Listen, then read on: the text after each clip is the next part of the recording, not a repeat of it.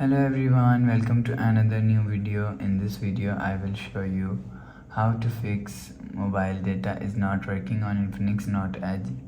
Let's start the video. If you want to fix this problem, so open quick settings panel, so just swipe down and turn on flight mode and turn off flight mode.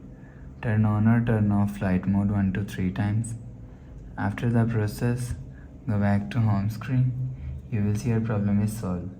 But if it not solved, if you want to fix this problem, so check your network connection is work properly.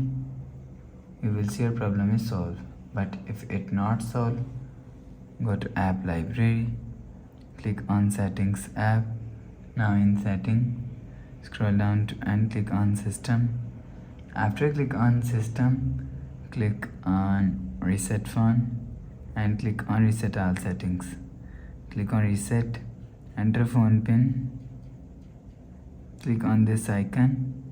You will see your problem is solved. You will check your problem is solved.